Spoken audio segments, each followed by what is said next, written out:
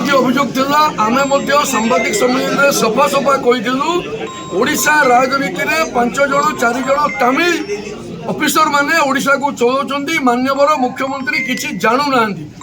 आज election commission का जो एक्शन है डीएस कुटे के ऊपर आशीष सिंह के ऊपर पूरा पूरी सफा परिष्कार भाव जना पड़ुची आशीष सिंह किभली भाव में विभिन्न थाना को लेकर तहसीलदार को लेकर समस्त को डराउले धमकाउले जदि आपण अंचल में बीजेडी भल न कर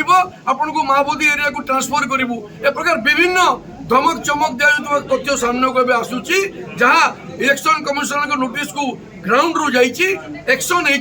होती एक्शन हम बर्तमान ये जो सब देखिक सफा सफा जना पड़ुची किभली भाव में माननीय मुख्यमंत्री को डायरेक्ट पब्लिक प्लेस रे वीके पांडियन हाथ टाणिबा गोड़ू केंचा मारिबा यह ही ओडिया अस्मिता प्रति गोटे गोटे षड्यंत्र ओडिया परिचय जो ओडिशार जो परिचय ओडिशार अस्मिता ओडिया संस्कृति को वीके पांडियन किपरि भाव दली चकुटी दौरान